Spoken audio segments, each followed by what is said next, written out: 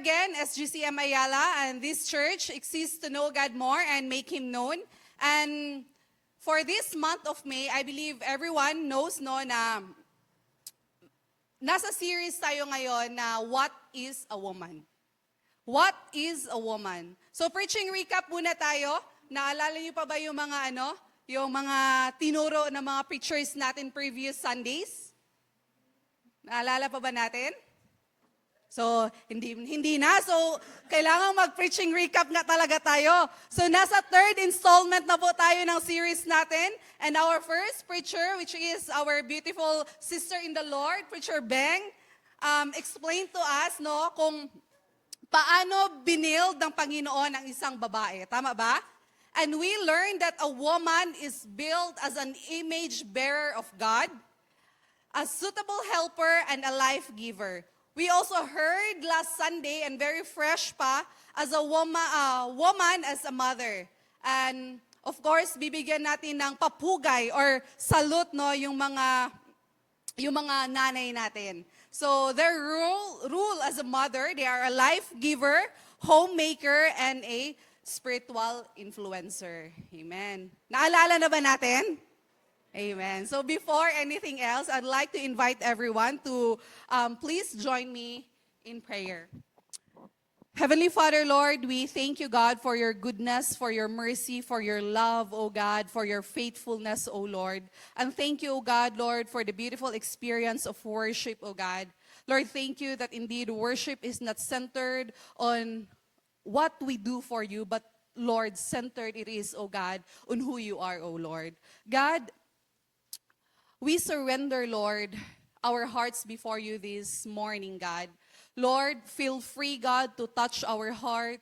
God, feel free, Lord, to change, God, wrong perspective, oh God. Lord, this morning, oh God, we want to see woman, oh God, Lord, as how you see us, oh God. Lord, I pray that your presence, oh God, Lord, will really be felt in this place, oh God. Your presence will protect, oh God, Lord, any works and temptations of the enemy. And God, we will really feel, Lord, your manifest and indwelling presence in this place, God. We will not go home empty-handed, oh God. We will go home with a changed perspective, changed mindset, oh God, Lord, and a changed life, oh God. Thank you, Lord, for this beautiful day, God. Thank you, Lord, for everything, God. This I pray in Jesus' name. Amen and amen. Yan. So, this morning naman, pag-uusapan natin, what is a woman as described in the Bible? Yan. So, because we are in a church that will encourage you to live out life in accordance to the Word of God. So, saan ba natin makikita ang Word ng Panginoon? So, of course, the Bible. Amen ba? Kaya naman, this morning, wala tayong ibang pagbabasihan sa pag-uusapan natin ngayon, kundi ang salita ng Panginoon. At makikita yon sa Bible. So, we are actually blessed as a church. Na-feel nyo ba na blessed kayo na dito kayo nag-church sa SGCM Ayala?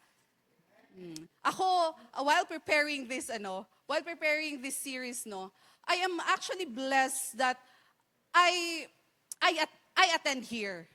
No? Dito ako nag-a-attend. Kasi dahil even this simple 4 words question is na pag-uusapan sa church na to. And ano yung 4 words question na yon? What is a woman? So, others will think that this question is just so basic to answer. Pero, hindi natin alam that in western part of this world, this question, they find it hard to answer. No? So, sino dito? Anas-anas lang. Before mo napakinggan yung previous sermon, before po tayo nagkaroon ng series na to, you find it hard to answer this question. What is a woman? So, your answer will, siguro, pag tinatanong ka na, what is a woman? So, yung sinasagot mo lang, basta, naa siya'y taas, naa siya'y ubos, and I believe you know what I mean.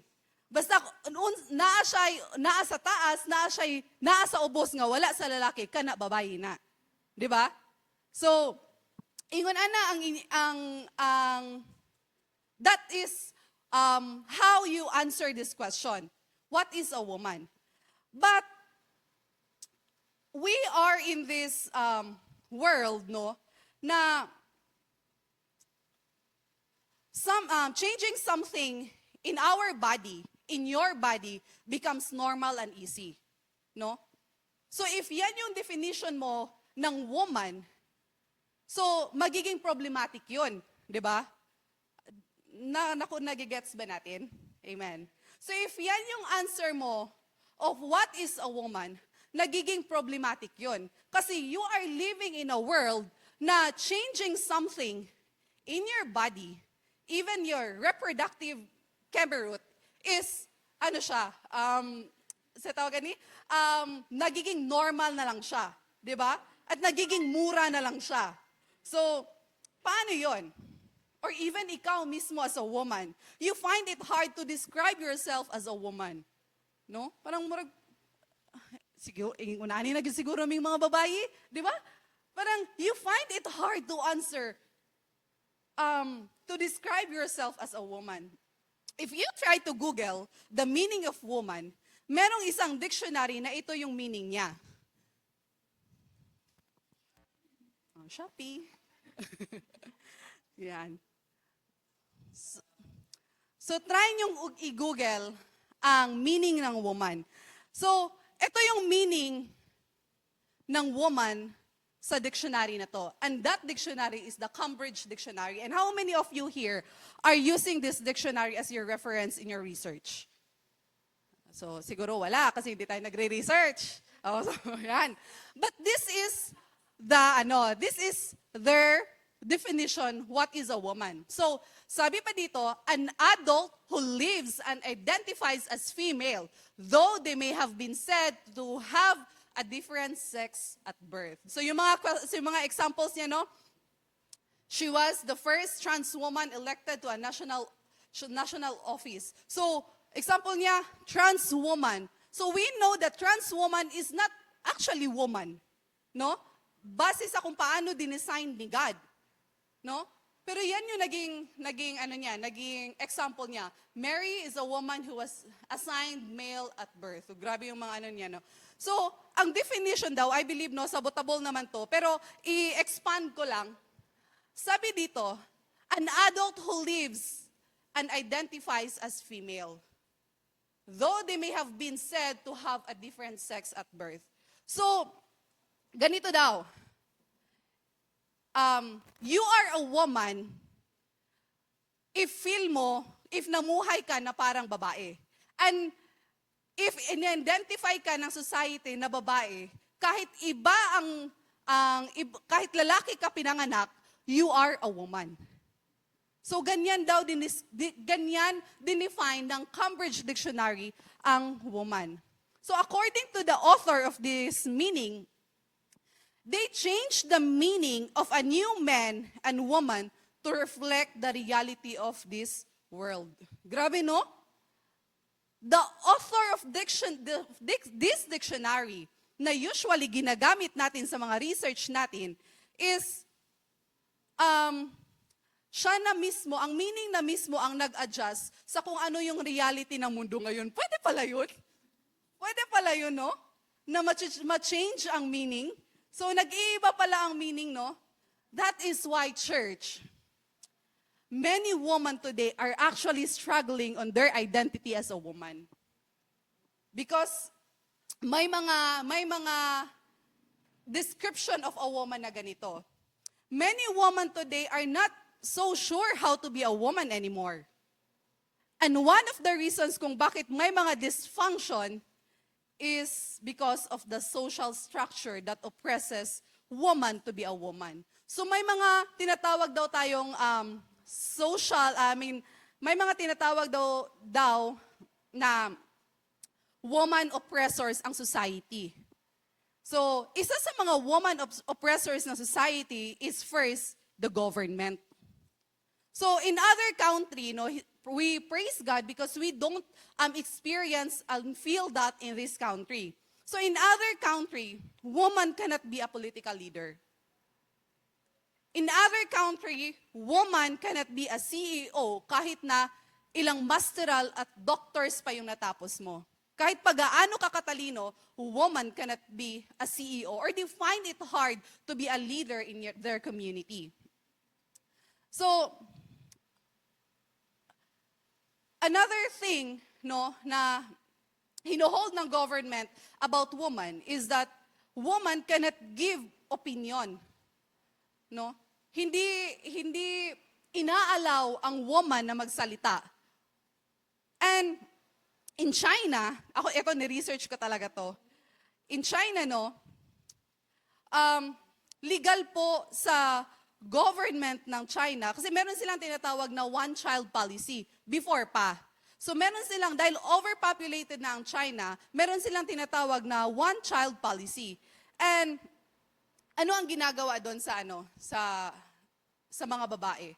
So if ikaw, babae ka, may anak ka ng isa, and nasa sa one-child policy, tapos nabuntis ka, legal po sa China na ipalaglag mo yung bata. Kung hindi mo ipapalaglag yung bata, is papatayin po yun ng government or ng mga sundalo or soldiers ng China. So, ganun po ang treatment ng government sa mga babae. Kaya, ang government is kinoconsider siya that they oppresses woman. Okay ba? Amen. So another na nag-o-oppress daw ng woman is in the family. So imagine ka, sa mismong family kung saan ka ngayon, pwede pala na ino-oppress ka as a woman. So, ino-oppress meaning baka na butang giduot ka, nga dili ka pagawson sa imong hawla, marag inguna na ang mini-abot kung nakasabot mo na ako, kay Gabisaya ako, no? So, sa family daw, di ba? Dahil malikot ang isip ng bata, dumarating talaga sa point na may gender confusion. Kahit pa yung bata, pinanganak mo yan siya na babae or lalaki, along the way, as she grows up or he grows up, meron talagang normal sa bata na she or he will experience gender confusion. And what if that kid, is nasa family niya na mababa ang tingin nila sa kababaihan? No? So, sure ako na yung bata na yan is lalaki din na mababa ang tingin niya sa kababaihan. Makukuha niya ang perspective ng family na yon. No? So, isa sa mga example dito, is si Salome. Sino sa inyo yung familiar kay Salome? Yung interview niya sa Tony Talks. Search niyo na lang sa YouTube. Maganda yung niya. Ay, hindi man maganda. Pero tingnan ba natin kung paano, tignan nyo or pakinggan nyo kung ano ang magagawa ng family as that person grows up. So si Salome is, yung background niya ngayon is, yung work niya is, nasa parang sa cyber, sa sexual, parang, di ko ang term, pero basta, yung work niya ngayon is, naging work niya lang yon because Salome felt that her family discriminated her as a woman. No, parang before niya naging work niyon, na-feel po muna ni Salome na mababa ang tingin sa kanya as babae. Kaya easy sa kanya na gawin kung ano man yung work niya ngayon. So another example, sino dito ang parating nagti-TikTok? Ako kasi medyo babad ako ngayon sa TikTok kasi TikTok shop. Ang influencer ko talaga dyan is si Chacha Angbeng. So, babad sa TikTok dahil sa TikTok shop. Pero, makikita nyo yan sa TikTok. I don't know if na-scroll nyo yan, na nakita nyo. Pero meron dyan sa TikTok na, parang hype ngayon na video na a 7-year-old kid is lalaki siya pinanganak. Pero nung nag-birthday siya, ang theme ng birthday niya is pang-princess. No? Pang-princess yung birthday niya. Like as in that 7-year-old kid is nakasuot ng gown, nakapang-model, nakapang-makeup, nakapang-wig. At yung caption ng nanay doon is, kahit pa, suportaan daw niya iyang anak, maskin unsa iyang gusto. So, di ba, it's not wrong, no? Mothers out here, it's not wrong to support our children kung ano yung gusto nila. But we make sure that we support them in accordance to the Word of God. Amen? Amen. So yun yung parang gender oppression or woman oppression. So imagine ka, no, may mga ganun pala. And third, no, na merong na nag-o-oppress daw ng woman is even sa church. Even ang church daw is a woman oppressor. So, merong wrong description ang church about woman. So, praise God kasi hindi natin yan na-feel dito sa SGCM Ayala. Pero in other churches, no, women are not allowed to preach. It is a sin sa church na yon if ang woman is nagpe-preach. And in other church also, when a woman mag-attend sa church, isineseparate po yung babae sa lalaki. So, kasi ang reason ng iba is, dali lang daw matempt ang mga lalaki sa babayi. So muna inig mo simba ang babayi, gina-separate in taon sila, sulod sa church. So, no? Grabe, no? Even the church oppresses woman. And makita nato na that society treats and see woman na bababa. Others, no, tinatrato ang woman as for sex pleasure, slave, weak, and many other. So it is difficult, no? Sabi pa nga ni Miles Monroe, it is difficult to be a woman today because woman lives in a world that is mostly designed for men. Mostly daw favorable for men. Kaya madaming kababaihan na napipilitang gawin ang ginagawa ng kalalakihan. And here are some words, no, how men or how people describe woman. So ito yung description nila ng woman.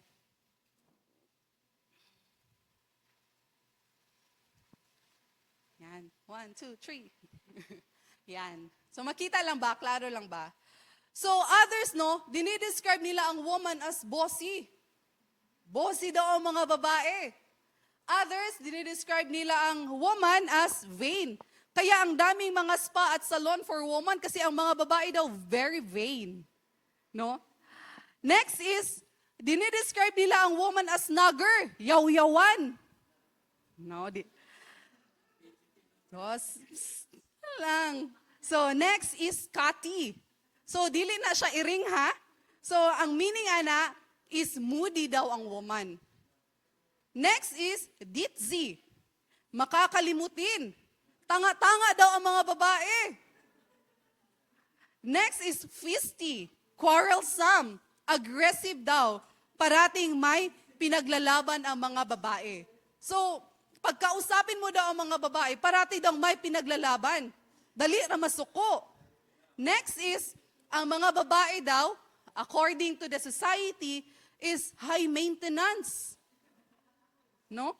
Kaya ang daming woman boutique, di ba? Kasi parang ina-accept na society na ang mga babae is high maintenance. Every month, kapalit og sinina. No?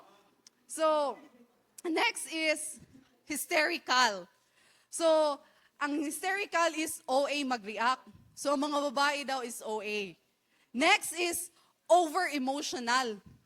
Being emotional is not a negative. But pag babae, over-emotional. Over daw talaga. Next is, ito common to na naririnig natin sa mga kalalakihan. Even my husband, naririnig ko to. Complicated daw ang mga babae. No? And how many of us, church? Sige lang, next month. Yan. So how many of us here will agree na ikaw mismo, ganito ang description o tingin mo sa mga babae? And if you get to observe these adjectives that describe a woman, these are negative adjectives. And it's sad because even as a woman, there are instances na ganito din ang tingin namin sa kapwa babae. OA man na siya, ay grabe, hysterical, over. Diba? So, sometimes, there are times, or most of the times, hopefully not, even kami mga babae, ganito ang tingin namin sa kapwa namin babae. And we don't want that to happen. We want to stop that. Kaya nga, ang daming social issues ng mga babae, no? Kaya kung titignan natin, mostly, kung i-one-on-one mo ang mga babae, ano yung common na struggle ng mga kababaihan? It is insecurities. No? Insecurities yung common na struggle ng mga kababaihan. And we know how insecurities can affect us. We know that insecurities can lead to depression. And depression can eventually lead to suicide. And we don't want that to happen. Amen? Amen. So, we don't want that to happen because women have unique nature and assignment as built by God. We don't want to be a church that oppresses women in a way how we treat them. We will allow woman to be a woman and men to be a man based on the master plan of God. So, this morning, let us study together how the Bible describes woman. So, klaro naman sa atin, no? Klaro naman sa atin na ganito din-describe ng society ang woman. So ngayon, titignan naman natin how the Word of God describes woman. So our text this morning is sa Proverbs 31 verses 10 to 31. But before we go to our main points, no, a little disclaimer lang muna, no. Even as nung binasa ko tong chapter na to, even ako parang hiyang-hiya ako sa sarili ko nga, ganito pala maging babae. So parang wala din akong integrity na yan to. So together, wife, ladies, mom, let's study the Word of God. Tignan natin kung paano dinescribe ng Bible ang isang woman. Amen ba? Tulungan tayo. Amen? So a little background muna sa Proverbs 31, verses 10 to 31. Pinakita ng mother ni King Lemuel sa mga passage na to about the qualities of a good wife or an ideal woman. So the following verses speaks of the character and activity of an excellent wife or woman. To give King Lemuel an idea of the woman to search. So this preaching is hindi lang pala para sa amin mga babae. Para din to sa mga kalalakihan. Kasi sinulat ang Proverbs 31 sa nanay ni King Lemuel para mabigyan ng guidance si King Lemuel paano mamili ng ideal na babae. Amen? So, mga lalaki, makinig tayo. Amen ba? So, to give King Lemuel an idea of the woman to search. So, kiniday si King Lemuel is a single man, and this entire chapter is, parang mura siya gina-advisean sa iyang mama. So this passage is traditionally understood as being addressed to woman, but is more accurately spoken by a woman to a man. So he could know the character and potential character of a good wife before marriage. So baka ikaw iniisip mo ngayon, ate, ganong wife man or marriage man, naga-eskwela pa man ko, bata pa ko ate. So, no. The more po na makinig ka. The more church na maminaw ka if you are that person na single ka, hindi ka pa wife. Amen ba? Kasi, I believe na it is better na as early as now, we can equip ourselves for the future. No? And how many of us here will agree na if bagong kasal ka, nasa first year to third year of marriage ka pa, you struggle to be a wife. Hindi sino nag-agree, so no all perfect. You struggle to be a wife. Ako, nasistruggle talaga ako. Yan. So you struggle to be a wife. Paano ba maging wife? Because, you find yourself that you are struggling in becoming a wife. At kung ano yung nakasanayan mo nung single ka pa, in the first, second, and third year of your marriage, yun yung dinadala mo. Even yung iba pa nga, 5 to 7. Yung character mo nung single ka pa is yun yung nadadala mo sa marriage mo, sa early year ng marriage mo.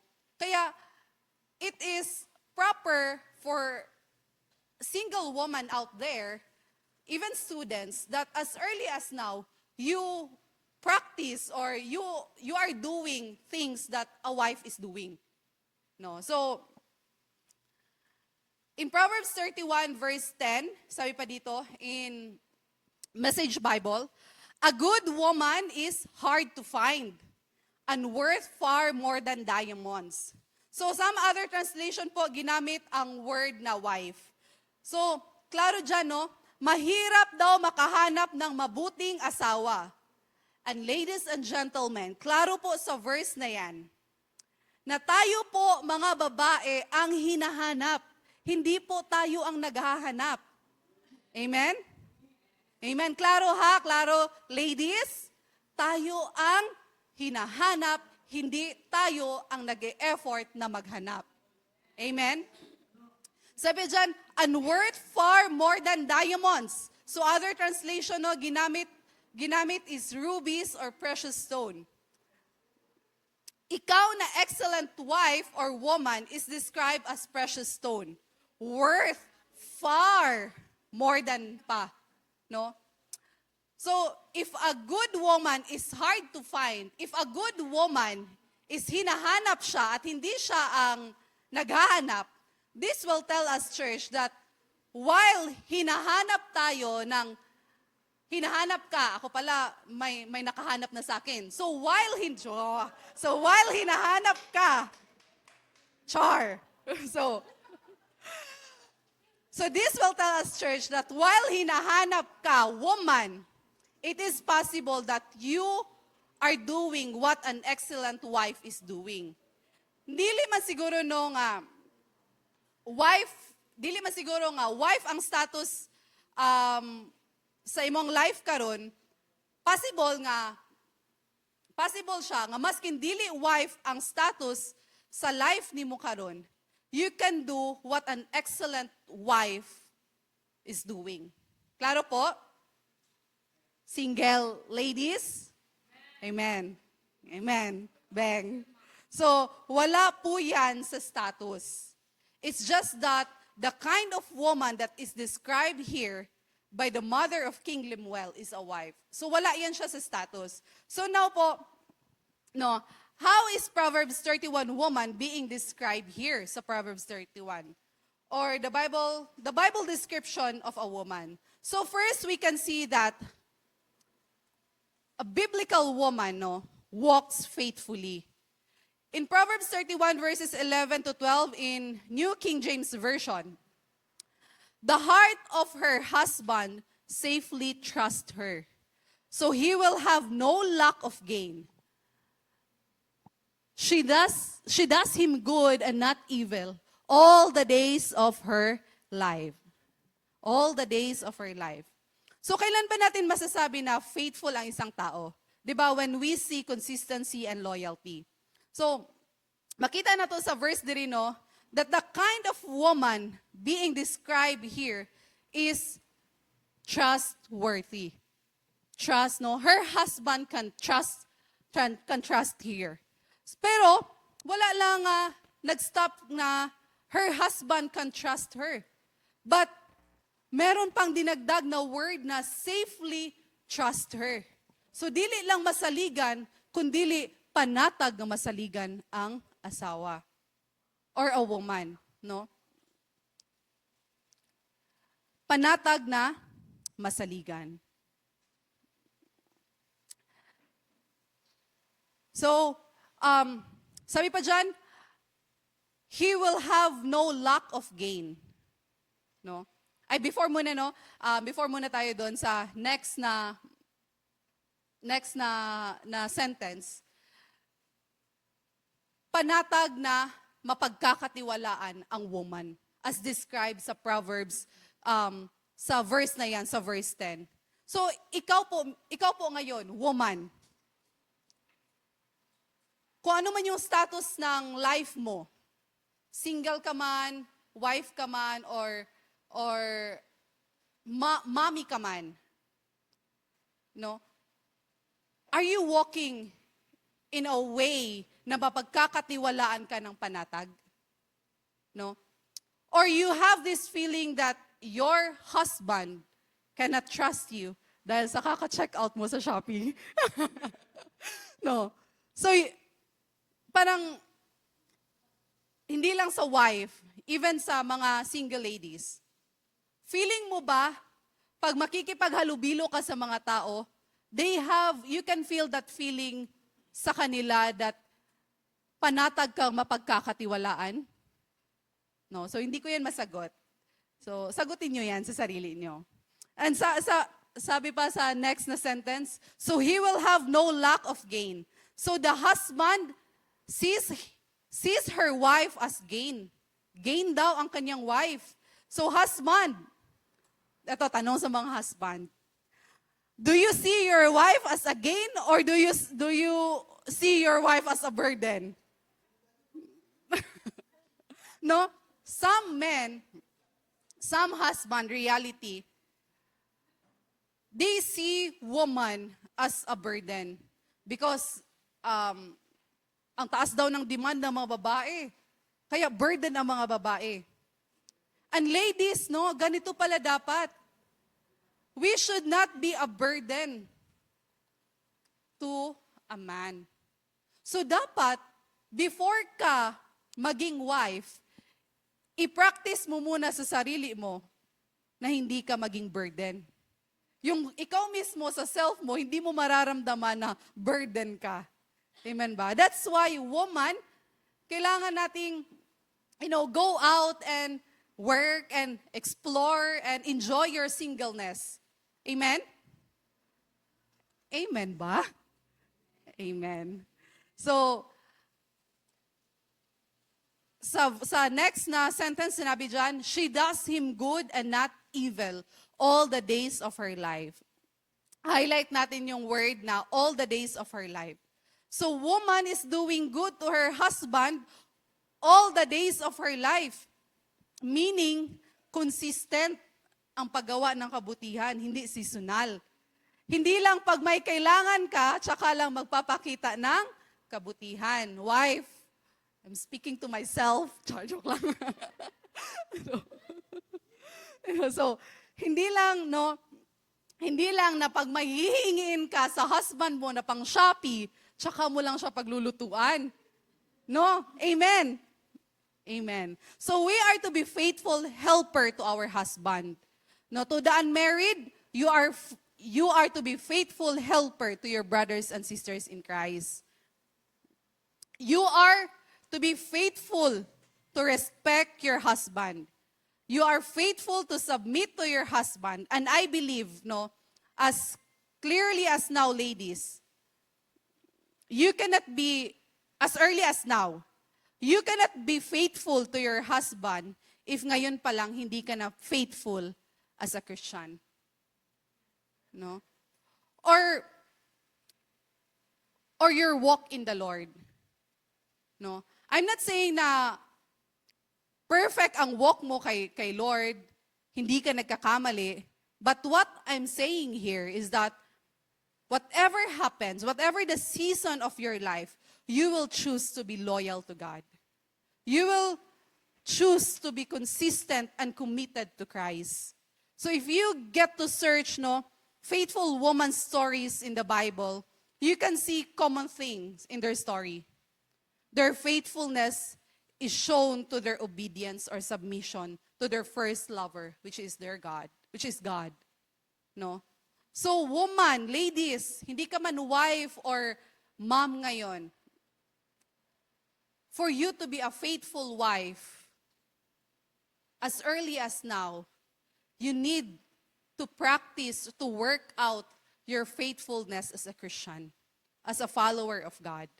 No, in 2 John chapter 1 verse 6, sabi pa dito, and this is love, that we walk in obedience to His command. And you have heard from the beginning, this command is that you walk in love. So this is what we are called to do. We are to walk in love. No. Another characteristics of a biblical woman as described in Proverbs 31 is not just she walks faithfully, but also she lives fruitfully. Namuhay siya na fruitful. So hindi ko na po itatouch yung, I will not talk anymore about the woman that bears fruit. Dahil napag-usapan na yan ng mga previous preachers natin, no? A woman as a life giver. But this kind of fruit na gusto kong ipakita or ipa-emphasize sa inyo is yung fruit in action. Yung fruit po na fruitful ka, madami kang ganap sa buhay. So, let's see here sa Tagalog version para mas maintindihan talaga natin kung ano yung kung paano naging fruitful ang babae dito. So in Proverbs 31 verses 13 to 27, siguro, Tagalog tayo dito. Wala siyang tigil sa paggawa, hindi na halos magpapahinga, humahabi ng kanyang telang, lino at lana. So ma-observe natin that she is very hardworking. So hindi siya Disney princess. May ginagawa siya. In verse 14, tulad ng isang barkong puno ng kalakal, siya ay nag-uuwi ng pagkain mula sa malayong lugar. So, gabring home siya. Joke lang. So, I mean, this woman is madiskarte. This woman is wise.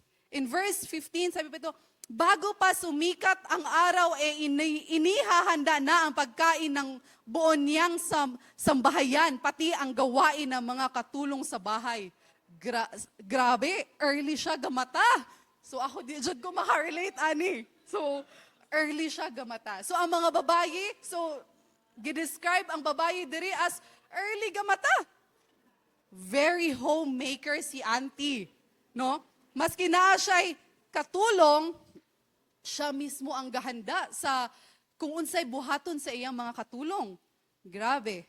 In verse 16, matama niyang tinitignan ang bukid bago siya magbayad. Ang kanyang naiimpok ay ipinagpapatanim ng uba. So, makita nato diri no that this woman is also business-minded.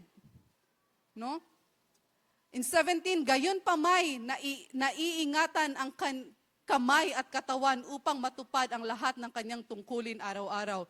So, maskin busy siya, health conscious siya. No? Sa kanya'y mahalaga ang bawat ginagawa. Hanggang hating gabi makikitang nagtsatsaga. Grabe matyaga. Early na gamata, late pagkatulog. Grabe. In verse 19, siya'y gumagawa ng mga sinulid at humahabi ng sariling damit. She's making use of her gift as paghahabi. No? Matulungin siya sa mahirap at sa nangangailangan bukas ang palad. So this woman is very compassionate. Hindi siya nag-aalala, dumating man ang taginaw pagkat ang sambahayay niya'y may makapal na kasuotan. So this woman, hindi siya nag-worry and very ready siya kung ano man ang pwedeng mangyari. So medyo mahaba-haba ito, bilisan ko. Gumagawa siya ng makakapal na sapin sa higaan at damit ng pinong lino ang sinusuot niya. Very creative. Ang kanyang asawa'y kilala sa lipunan at nahahanay sa mga mangunahing mamamayan. So this woman is not siya husband nga dili sad basta-basta. Pero sa next verse, gumagawa pa rin siya ng iba pang kasuotan at pinagbibili sa mga mangangalakal. No? Maski naa siya husband nga famous, nga rich, nga able maka-provide sa iya, madiskarte gihapon siya. No, dili siya burden, marangal at kapita-pitagan ang kanyang kaanyuan at wala siyang pangamba sa bukas na daratal. So, ga skincare and ga self-pamper si auntie, no? Ang mga salita niya ay puspos na karunungan at ang mga turo niya ay pawang katapatan.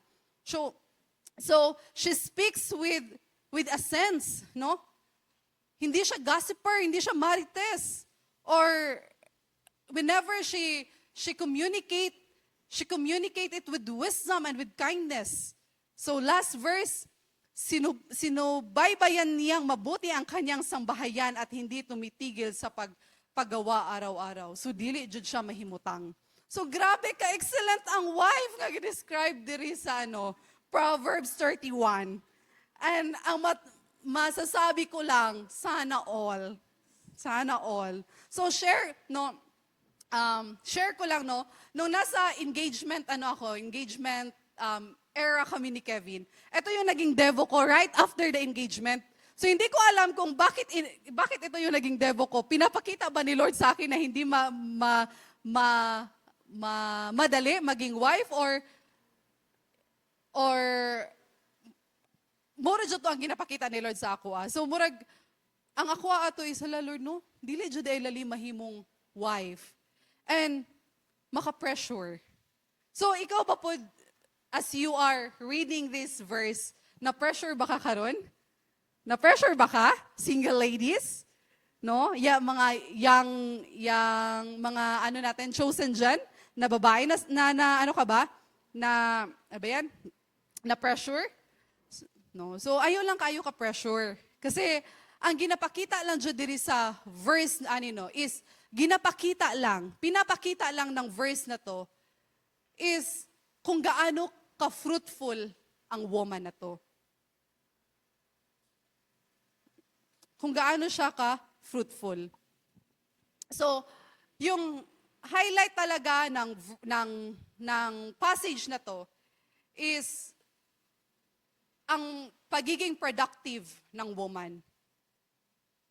So, how this woman make use of her time. So, dili gasayang-sayang ang woman o time.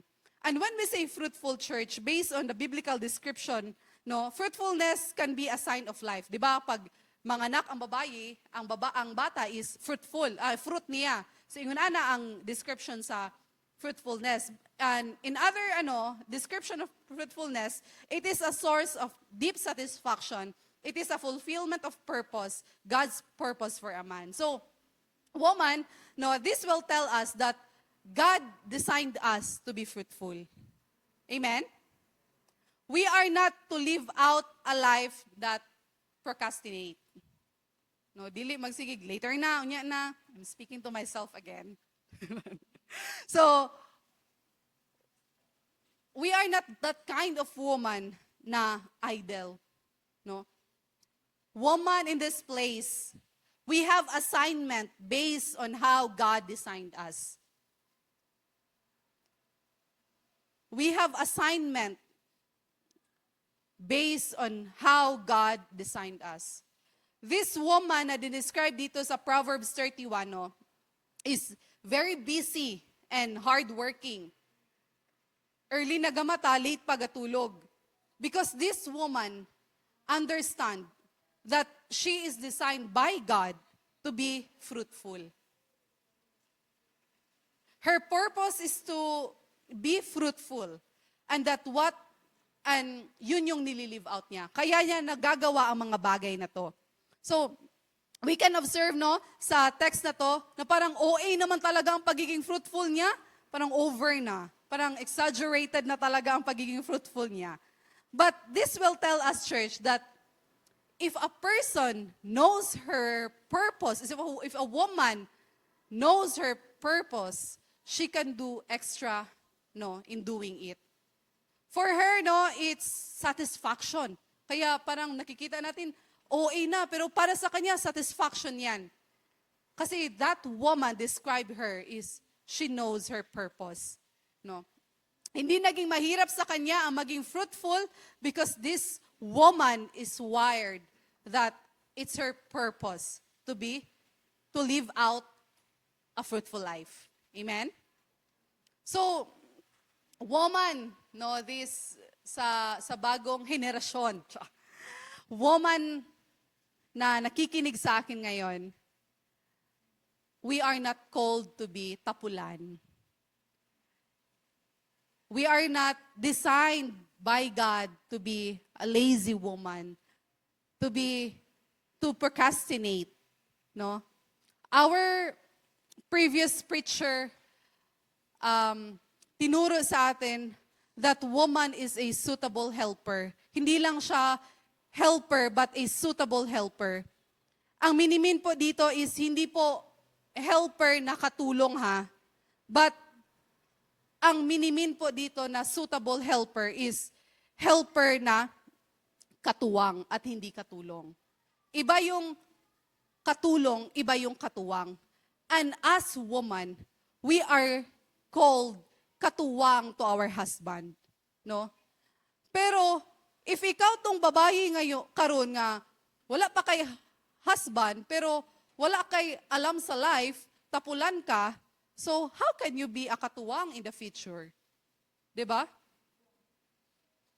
So if ikaw tong youth karon, lady karon, dalaga karon nga tapulan ka, in the long run, you will struggle to be a katuwang to your husband.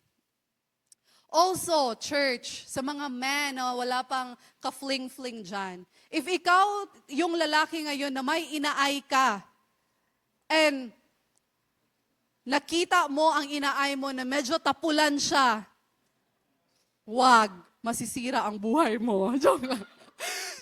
And then, what I mean is, give her muna time to not be lazy, no? Give her muna time to explore, no? Para, kasi kung sugod, if ikaw tong lalaki karon nga sugod rapod ka, in the long run, ikaw rapoy mag-suffer. Kasi that woman is sure ko kung tapulan na siya karon, din na siya magbago. Inigma minyo mo tapulan, so Japon na siya. Amen? And praise God, ambot lang if tapulan ba ko sa mata sa akong husband. So, no. So, may it be man, no, young men, na ito yung magiging standard nyo. Na mas kinunsa pa kagwapa na nga babayi nga imo ang ay karon. Kung tapulan na, you will surely struggle na maging suitable helper mo yan. Men?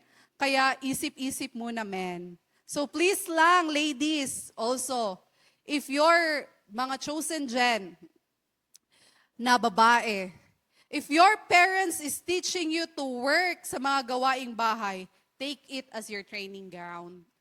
Take it as your training ground. Kung sugoon ka ni mama nga maghugas og plato, ayo pagsigig dabog, take it as your training ground. No? Kung suguan ka ni mama, sig panglimpyog balay, huna-huna na, training ground. Amen? Training ground. So,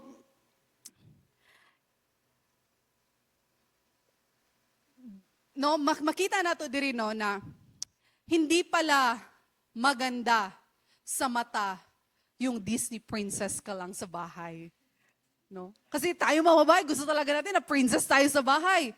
Pero based sa kung paano dinescribe ni Lord ang babae, hindi pala Disney princess, no? So, alert na, parang it's a warning, no? Sa mga young chosen dyan nato na babae. Pag maminyo mo, dili mo Disney princess. Amen? Amen. So, mas nakakaawa po sa babae pag walang alam sa bahay, no?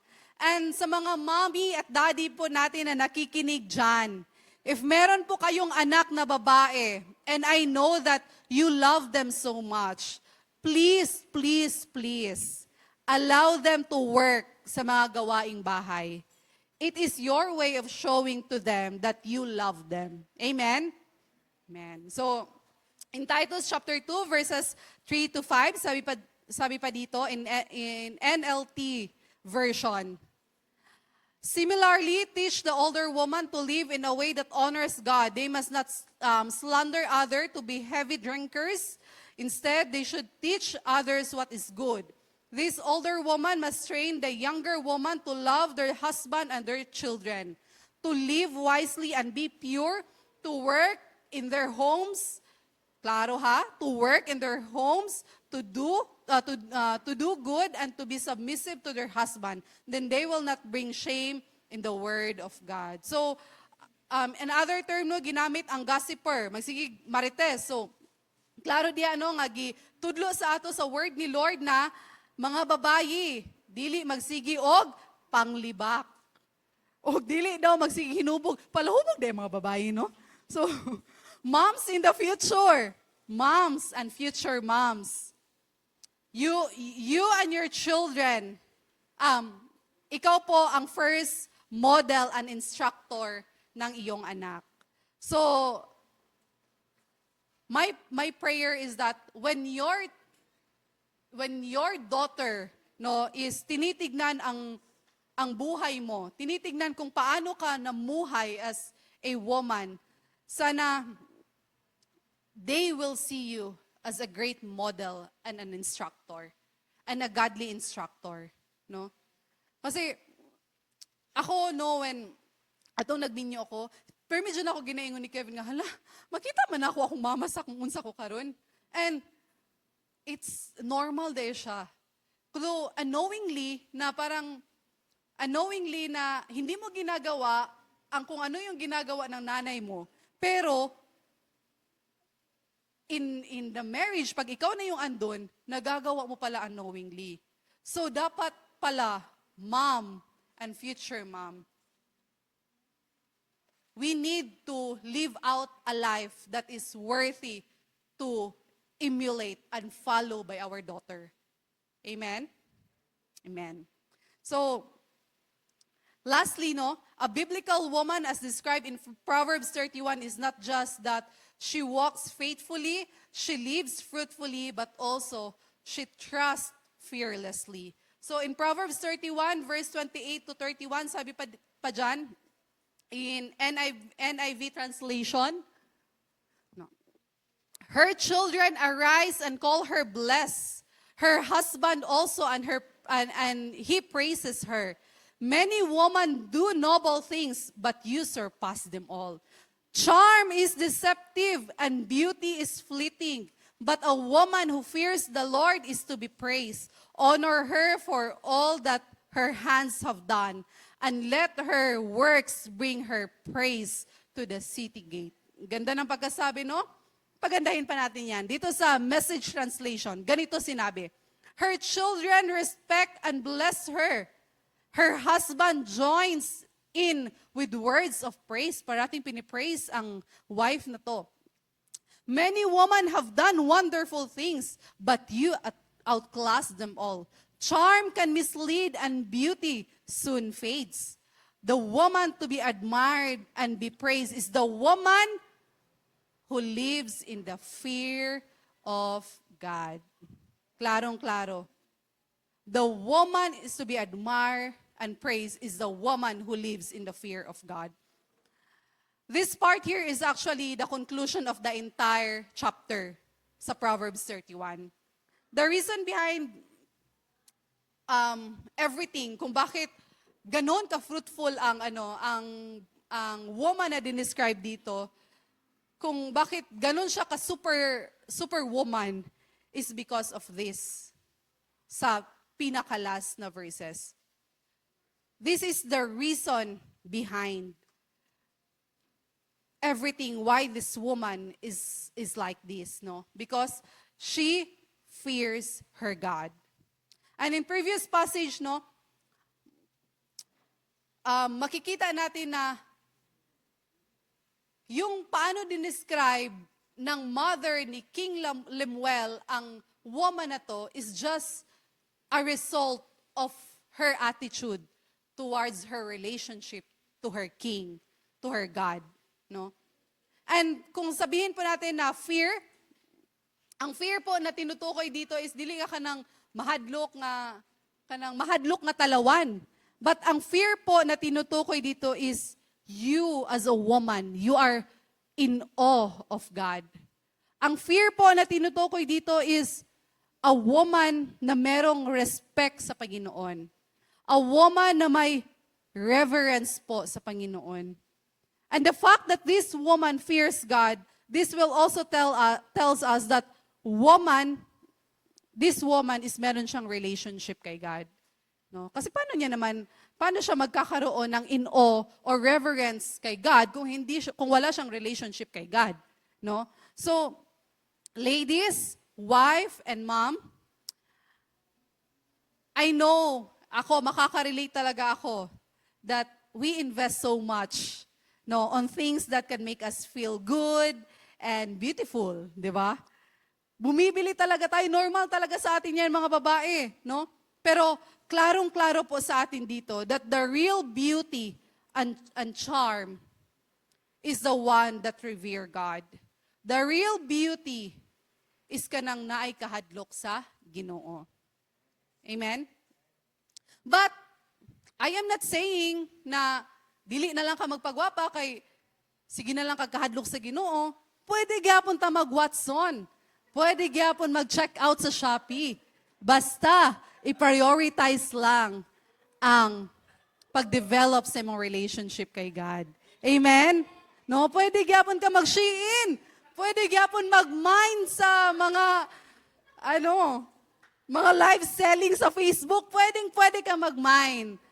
But what this verse emphasizes is as much as you invest in your beauty, in your charm, in your body, you also invest in your relationship kay God.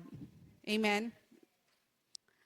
Kaya kung kaya mo mag-ipon for your rejuvenating set, magtagpila ba ang rejuvenating set karon? So depende sa brand, nasa mga 350, no? So if ikaw tong babae na kaya nimo mag-ipon for your rejuvenating set, dapat ikaw pod is kaya nimo mag-ipon sa bagong Bible.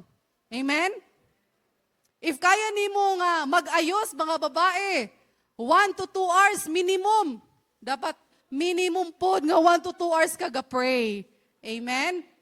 Amen. So, in 2 Peter, I think last verse na to, in 2 Peter chapter 3 verses 3 to 4, your beauty should not come from outward adornments such as braided hair and wearing gold jewelry and fine clothes. So instead, it should be that of your inner self. So, the unfading beauty of a gentle and a quiet spirit. So, unfading beauty of gentle and a quiet spirit, which is of great worth in God's sight. So, yes, importante nga gwapa ta, atubangan sa Ginoo, pero ang great worth in God's sight is, again and again, our relationship and attitude towards our King. Amen? So, I need to highlight this a little, mabilis lang. So, kailangan kong i-highlight to dahil madaming woman today na, sa sinabi ko nga kanina, is very insecure. Kasi, ang world is nagsiset ng beauty standard, no? Ingon pagali sa ila, ang babayi is naay perfect nga geometry para matawag siya nga gwapa siya. So kung ikaw tong babayi nga dili pasok ang imong face sa standard sa geometry sa kalibutan, so di ka gwapa. Pero what I'm saying is that naay standard ang kalibutan sa when it comes sa being pretty, no? And accordingly, si Mona Lisa daw ang perfect example of beauty because of the shape and size of her face. Pero mao lang to ang ginaingon sa mata sa tawo. Pero unsa ba jud ang ginaingon sa pulong sa Ginoo? Woman, listen to this. The world will say that the real beauty is seen in your face. But to us Christians, the real beauty is seen in your faith. Amen? The real beauty is seen in your faith. So, God would rather see woman work on becoming beautiful on the inside, the kind of beauty that lasts forever. So, sa una, naay expression ako ang mama. Umaingon siya nga, unsaon man nimo nang gwapa kung imong batasan is dili makaog iro. So, kinsay mga Bisaya diri, normal na nga kanang ginaingon sa atong mama. Ginaingnan ko sa akong mama, unsaon man nimo nang kagwapa kung imong batasan dili makaog iro. So, na-realize na ko along the way, murag biblical man siya, no? Kasi, what really matters to our God is ang atong heart, ang atong character. Amen? No? So, it is really the character na kinahanglan natong i-work out. And we cannot do that in our own. We need the grace of God. We need consistency to find time in our personal relationship with God. No? How many of us here familiar sa story ni Mary and Martha? No, we can read in the Bible that these two women are close to Jesus. And these two women also represent kung paano makipagrelasyon ang babae kay God. So, some of us, no, familiar ba kayo sa story ng Martha and Mary? No? Some of us, woman, wife, and mother, we are like Martha. We know Jesus, but we allow ourselves to be busy with the service or the demand in our home. No? Let us be both. I believe naay reason si God nga nung gipakita niya ang story ni Martha ug Mary, nga klarong-klaro jud. So let us be both Mary and Martha. Yes, I understand na merong demand sa bahay. Merong demand sa work. But madaming stuff na pwede mong pagkabisihan kung saan ka man nilagay ni Lord ngayon. But please, do not neglect what really matters. And what matters great to us women, ladies, mom, and wife, is that we walk in fear and reverence to our God. Amen? No? In conclusion, what makes a woman is linked or connected to the majesty of God.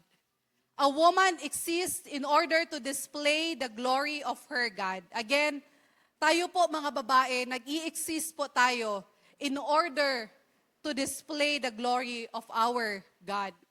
Kaya naman, church, men, husband, let's view woman and love woman not based sa kung ano yung role namin, but love us based on our identity. Amen? Hindi po kami perfect. And many times we fail. Many times, you cannot understand us. And hindi ko po i-advise na intindihin nyo kami dahil masisira ang buhay mo. Hindi, joke lang. So, hindi ko pipilitin na intindihin kami. Kaya nga sabi sa word ni Lord, women are to be loved, just as Christ loved the church. And when we say love, it is everything. No? Including pang Shopee and pang Watson. Joke lang. So men and women are designed differently. We are both created to complement each other. No? We are created to complement to each other, to glorify God, to represent His nature and His character. So woman, We should not fight equality for men. Kasi madami kasi mga babae na laban mga kababaihan. Di ba? Parang sumasali ng mga movement against men. Parang nilalaban ang equality. We should not fight equality sa mga kalalakihan. Kasi iba-iba tayo dinesign ni God. Amen ba? And we will never be equal to men sa kung paano siya dinesign ni God. Yung strength na meron ang kalalakihan is ibang-iba sa strength na meron tayo. No? Ang strength ng mga kalalakihan is gift yan ni God sa kanila for them to work. But ang strength po na binigay ni God sa atin is the strength of godliness. So, we are described differently. Kaya, we need not to fight. Parang hindi natin kailangang ipaglaban ang equality. What we need to do as a woman is that we need to embrace how God wired us and how God designed us. Amen? So, to walk faithfully, to live fruitfully, and trust fearlessly, I believe, no, that these words are common words, no, na even kayo mga kalalakihan is parang you desire to live like this, no? These words are not just for woman, but also for men. But it's just that I presented it in a perspective of a woman. Kaya, kayo men, padayon lang gyapon og simba kay next month kamo na pod, no? So dili ta mo absent, no? But for now, no? For us, for now, what is a woman as described in the Bible? A woman, a biblical woman, walks faithfully. A biblical woman lives fruitfully, and a biblical woman trusts her God fearlessly. God bless us all.